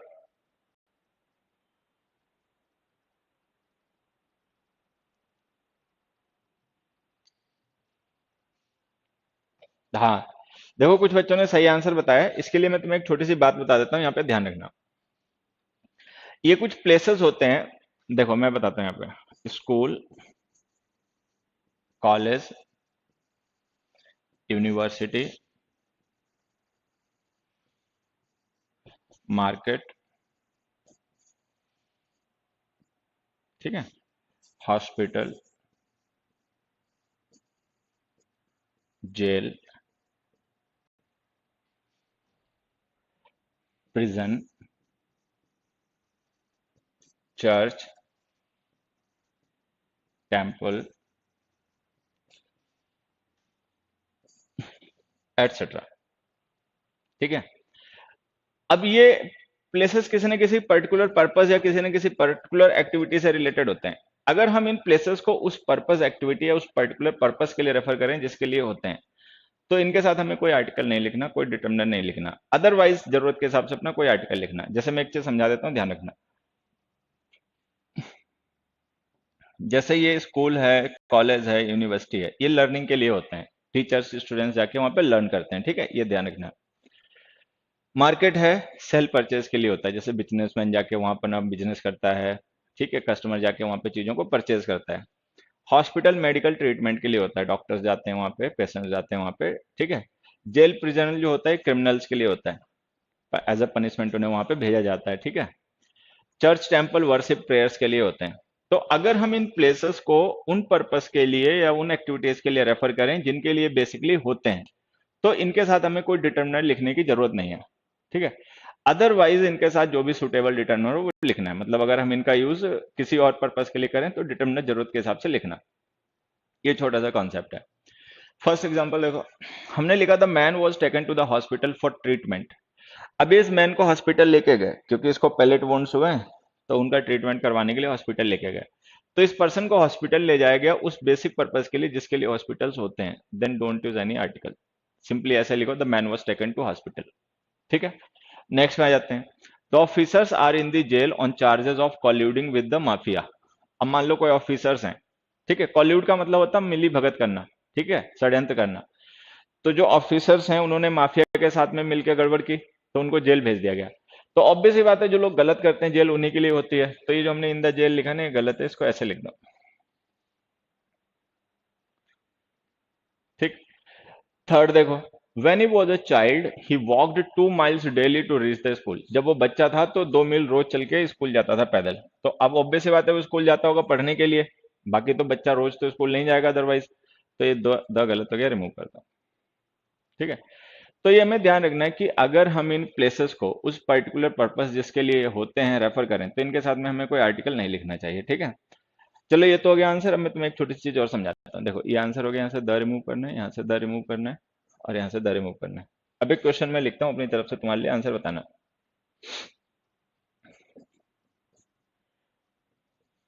He went dash the school. दूसरा मैंने लिखा he went dash the school. ठीक है। ऑप्शंस हो गए इनके टू और टूवर्ड्स। ये टू और टूवर्ड्स ये दोनों प्रेपोजिशंस होती हैं। इन प्रेपोजिशंस का यूज हमें इन ब्लैंक्स में करना है। एक बार आंसर बताओ।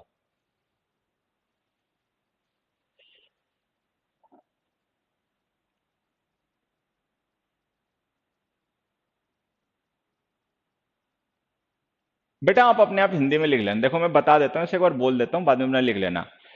इफ द प्लेसेस जो हमने लिखे थे वो सारे, if the places are visited और referred to for the purpose they are, then use no article with them. ठीक है। If these places are visited for the purpose they are, then use no article with them.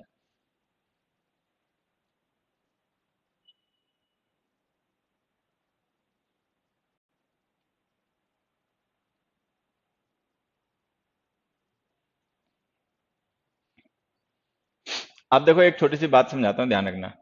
To जो preposition है, ये preposition है destination की। इसका use हम जब किसी प्लेस के साथ करते हैं तब वो प्लेस होता है डेस्टिनेशन। डेस्टिनेशन का मतलब फाइनल पॉइंट। अच्छा, टुवर्ड्स जो है ये प्रिपोजिशन है डायरेक्शन की। इसका यूज हम करते हैं डायरेक्शन रेफर करने के लिए। कोई मूवमेंट है, कोई मोशन है, वो कौन से डायरेक्शन में हो रहा है ये बताने के लिए हम इसका यूज करते हैं। ठीक है, ये डिफरेंस ध्यान रखना। अरे अरे अरे अरे अरे, एक चीज ध्यान तो दिए ही नहीं। इसमें दा नहीं लिखना है। ठीक है। चलो अब अगर आंसर चेंज करना चाहते हो तो चेंज कर सकते हो। He went dash school, he went dash the school. Actually question लिखने ये थे, दोनों में द लग गया था। ठीक है, अब बताओ आंसर। तो टू प्रिपरेशन डेस्टिनेशन की होती है, टुवर्ड्स प्रिपरेशन डायरेक्शन की होती है। हमें टू और टुवर्ड्स प्रिपरेशन का यूज फर्स्ट और सेकंड क्वेश्चन में करना है। किसमें टू आएगा, किसमें टुवर्ड्स आएगा? क्या दोनों में दोनों ही आ सकते हैं, दोनों में से कोई नहीं आ सकता? हरिओम।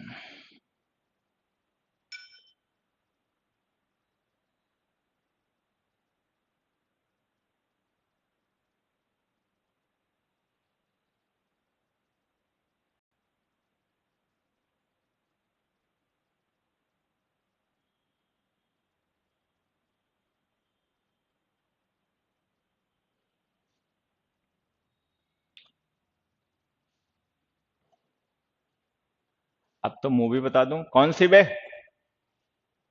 पिटेगा तू मेरे हाथ से, समझा? पढ़ाई के टाइम मूवी की बात करता है। देखो यहां पर हम स्कूल के साथ में कोई, एक मिनट, देखो अगर हम यहाँ स्कूल के साथ कोई डिटर्मिनर नहीं लिख रहे तो इसका मतलब ये जो जाने वाले लोग हैं ना, या तो ये पर्सन टीचर है या ये स्टूडेंट है, तो इसका मतलब स्कूल इनका डेस्टिनेशन हो गया, तो यहाँ तो आएगा टू। अच्छा अगर हम द स्कूल लिख रहे हैं, द स्कूल लिख रहे हैं, तो इसका मतलब ये जो स्कूल जाने वाला पर्सन है ना, एक टीचर या स्टूडेंट तो है नहीं, क्योंकि अगर ये टीचर या स्टूडेंट होता तो हमें द नहीं लिखना पड़ता। तो अब हम चाहें तो टू भी लिख सकते हैं। जब हम टू लिखेंगे तो हम ये मान लेंगे कि ये जो पर्सन स्कूल गया है ना, वो ना स्टूडेंट है ना टीचर है। अब हमें पता है कि स्कूल में ऐसा नहीं कि केवल टीचर स्टूडेंट जाते हैं, बहुत से ऐसे लोग भी जाते हैं स्कूल में जो ना टीचर होते हैं ना स्टूडेंट होते हैं। जैसे स्टूडेंट्स के पेरेंट्स जाते हैं, वेंडर्स जाते हैं, ठीक है, बहुत से लोग जाते हैं। तो हम टू भी लिख सकते हैं, लेकिन तब हमें ये मानना पड़ेगा कि जो लोग स्कूल गए हैं वो मतलब टीचर या स्टूडेंट नहीं है। या हम टूवर्ड्स भी लिख सकते हैं। अगर द लिखा है ना तो हम ये भी मान सकते हैं कि कोई पर्सन जा रहा था और उसके जाने की डायरेक्शन है स्कूल। तो ये जो सेकंड एग्जांपल है ना, इसमें तुम टूवर्ड्स और टू कुछ भी लिख सकते हैं, लेकिन फर्स्ट में केवल टू लिख पाएंगे, क्योंकि यहाँ पे स्कूल के साथ हमने कोई डिटर्मिनेंट नहीं लिखा, तो इसका मतलब हमें ये मानना पड़ेगा जो स्कूल गए हैं ना उनका बेसिक पर्पस, वो मतलब बेसिक पर्पस के लिए स्कूल गए हैं, मतलब सीखने या सिखाने के लिए। तो अगर ये बेसिक पर्पस के लिए स्कूल गए हैं तो स्कूल इनका डेस्टिनेशन है, तो हमें टू लिखना है। इसमें टू है टूवर्ड्स कुछ भी लिख दो, सही हो जाएगा। चलो अब एक क्वेश्चन और लिखता हूँ, उसका भी आंसर बताना। ये फोर्थ है, हाँ यही मुझे लिखना था लेकिन पहले से लिखा हुआ।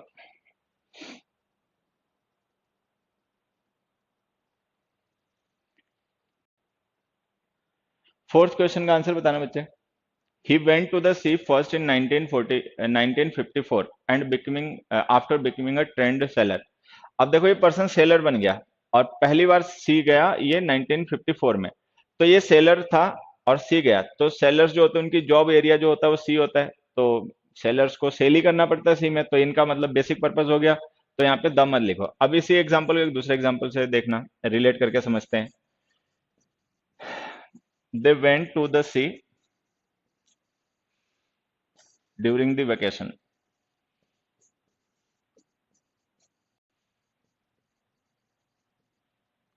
They went to the sea during the vacation. They went to the sea during the vacation. ठीक है। अब देखो ये लोग सी गए वेकेशन पे, मतलब छुट्टियों में घूमने, तो ये जो हमने वेंट टू द सी लिखा ना, ये बिल्कुल सही है, क्योंकि ये लोग कोई सेलर नहीं है, ये टूरिस्ट वगैरह होंगे जो घूमने के लिए गए हैं, ठीक है, वेकेशन में। अच्छा ये जो पर्सन है ये एक प्रोफेशनल सेलर है। अगर सेलर है वो सी जा रहा है तो सी उसका वर्क एरिया होता है, तो यहाँ पे हमें द का यूज नहीं करना चाहिए। तो ये ध्यान रखना कि जब हम उन मतलब इस तरीके के प्लेसेस को जो किसी एक पर्टिकुलर एक्टिविटी से रिलेटेड होते हैं रेफर करें उस एक्टिविटी के रेफरेंस में जिसके लिए वो होते हैं, तो इनके साथ कोई डिटर्मिनर मत लिखा करो, अदरवाइज अपनी जरूरत के हिसाब से डिटर्मिनर्स का यूज कर सकते हो। तो ये जो प्लेसेस होते हैं ये जिस पर्टिकुलर एक्टिविटी से रिलेटेड होते हैं, अगर हम उस एक्टिविटी को रेफर करने के लिए इनका यूज करें सेंटेंस में, तो इनके साथ डिटर्मिनर्स का यूज मत किया करो। मेरा चाइल्ड भी इंटेलिजेंट है। इंटेलिजेंट इंटेलिजेंट नहीं पता, मौजी है बस, ये पता है। चलो फिफ्थ का आंसर देखो। The man hurriedly went to bed and return with a wooden box. अब यहाँ पे एक चीज और समझना, देखो मैं यहाँ पे एक एग्जांपल लिख के समझा देता हूँ।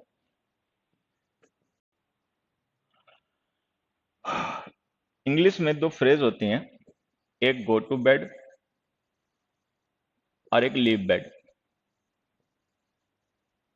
अगर गो टू बेड का मतलब हो टू स्लीप, सोने के पर्पज से जाना, तो इसके साथ में कोई डिटर्मिनर मत लिखो। लीव बेड का मतलब हो टू बैकअप, जग जाना, तो इसके साथ भी कोई मत लिखो। तो ये जो बेड नाउन होता है, अगर हम इसका यूज इन फ्रेजेस में इस मीनिंग के लिए करें तो इसके साथ में कोई डिटर्मिनर मत लिखा करो।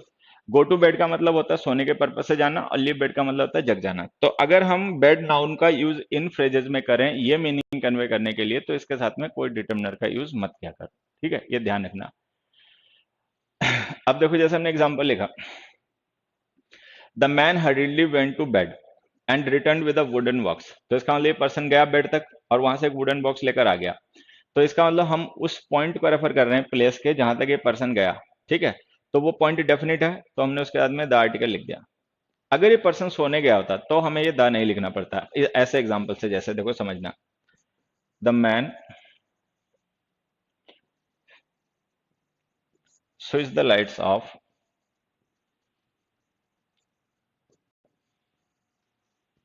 and went to the bed. अब जैसे हमने ये सेंटेंस लिखा, the man switch the lights and went to the bed. अब जैसे ये पर्सन लाइट्स बंद करके बेड तक गया, तो ऑब्वियस ही बात है, अगर लाइट्स बंद करके गया तो सोने गया होगा। ठीक है, सोते समय आदमी लाइट्स ऑफ कर देता है ना। अब ये बेड के पास कुछ लेने रखने तो नहीं गया होगा, अगर कुछ लेने रखने के लिए जाता तो लाइट्स ऑफ नहीं करता। तो इस कॉन्टेक्स्ट में हमें यही मान के चलना पड़ेगा, ये पर्सन सोने के पर्पज से गया, तो सोने के पर्पज से गया तो ऐसे लिखो, went to bed. The man switch the lights off and went to bed, तो इसका मतलब हो गया लाइट स्विच ऑफ किए उसने, मतलब लाइट स्विच ऑफ की और सोने चला गया। ठीक है, तो अगर हम बेड नाउन का यूज एक एग्जांपल से और देखो समझना, मैं एक एग्जांपल और लिख देता हूं। You should leave your bed early in the morning.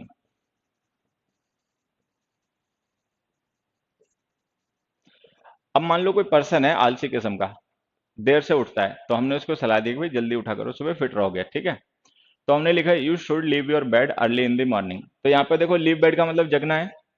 ठीक है, क्योंकि मॉर्निंग में आदमी जगता है बेड से, तो ये जो हमने लीव बेड लिखा है इसका मतलब जगना है। अगर इसका मतलब जगना है तो ये जो हमने योर लिखा डिटर्मिनर गलत है, इसको हटा दो, सिंपली ऐसे लिखो you should leave bed early in the morning. तो लीव बेड का मतलब अगर जगना हो तो बेड नाउन के साथ कोई डिटर्मिनेंट मत लिखो। गो टू बेड का मतलब अगर सोने के पर्पज से जाना हो तो इसके साथ भी कोई डिटर्मिनेंट मत लिखा करो। ठीक है, सिक्स्थ एग्जांपल देखो, Mohan was the first in his family to towards go towards college. तो ऑब्वियस सी बात है, ये गो टूवर्ड्स कॉलेज का मतलब यहाँ पर पढ़ने लिखने के पर्पज से होगा कि अपनी फैमिली में पहले ऐसा पर्सन था जो कॉलेज तक पढ़ाई जिसने की। तो यहाँ पे हम डायरेक्शन को नहीं डेस्टिनेशन को रेफर कर रहे हैं, तो टू लिख दो, गो टू कॉलेज। ठीक है, ये आंसर आ गया। अभी जो कॉलेज वाला हमने एग्जांपल डिस्कस किया ना, इससे रिलेटेड मैं तुम्हें एक एग्जांपल और समझाता हूँ, उसे भी समझना। ही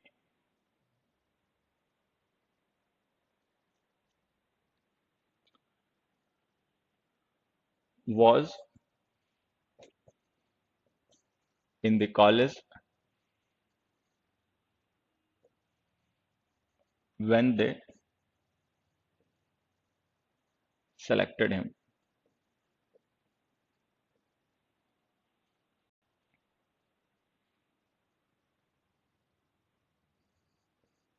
He was in college when it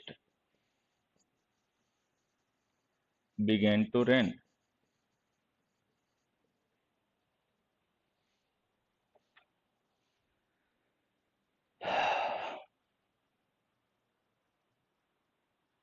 ठीक है, अब देखो यहाँ पे समझना, ये बेसिकली हम इतनी देर से क्या समझने की कोशिश कर रहे हैं। अगर हम लिखें इन कॉलेज और अगर हम लिख दें इन दी कॉलेज, तो अगर हम इन दी कॉलेज लिख रहे हैं ना, तो इसका मतलब हम कॉलेज जो एक प्लेस है उसे रेफर कर रहे हैं। और अगर हम इन कॉलेज लिख रहे हैं तो इसका मतलब हम किसी ऐसे पर्सन को रेफर कर रहे हैं जो कॉलेज जाता है पढ़ने लिखने के पर्पज से। ठीक है, तो ये जो इन कॉलेज फ्रेज है ना, ये डिस्क्राइब कर रही है पर्सन की स्टेट। स्टेट का मतलब व्हेन का रिप्लाई, कि जब वो एक स्टूडेंट था और कॉलेज जाता था पढ़ने। लेकिन अगर हम इन द कॉलेज लिख देंगे तो हम पर्सन की स्टेट को नहीं बल्कि इस कॉलेज को जिसके साथ द आर्टिकल लिख रखा है, हम इस प्लेस को रेफर कर रहे हैं, तो ये रेफर कर रहा है प्लेस को। और ये हो गया वेयर का रिप्लाई। तो जैसे कॉलेज हम पढ़ने लिखने के लिए जाते हैं, पढ़ना लिखना एक एक्टिविटी है, तो अगर हम उस एक्टिविटी के रेफरेंस में कॉलेज को रेफर करेंगे तो हम लिखेंगे सिंपली इन कॉलेज।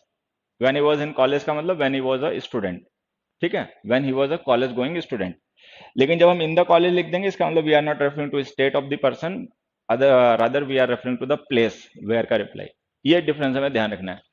अब जैसे हमने लिखा he was in the college when they selected him, तो ये देखो व्हेन लिखा, इससे हमें पता चल गया कि हम टाइम को प्लेस को नहीं रेफर कर रहे हैं, हम टाइम को रेफर कर रहे हैं। स्टेट उस पर्सन की बता रहे हैं कि जिस समय उसका सिलेक्शन हो गया उस समय वो कॉलेज जाया करता था, मतलब कॉलेज में जाया करता था तभी उसका सिलेक्शन हो गया कैंपस से।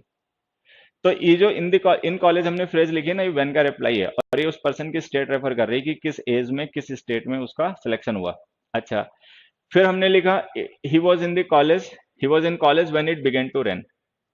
तो यहाँ व्हेन हमने यहाँ भी लिखा है, लेकिन ये उसकी पोजीशन है, कि भाई बारिश का शुरू होना उसकी स्टेट से कोई लेना देना नहीं हो सकता। ऐसा तो होगा नहीं कोई पर्सन कॉलेज में होगा तब बारिश होगी, बारिश तो कॉलेज में होगा नहीं होगा तब भी हो सकती है।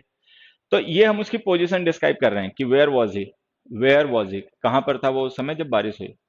तो अगर ये वेयर का रिप्लाई है तो इन दी कॉलेज लिख दो। इन दी कॉलेज का मतलब है कॉलेज के अंदर, कॉलेज के प्रीमाइसेस में।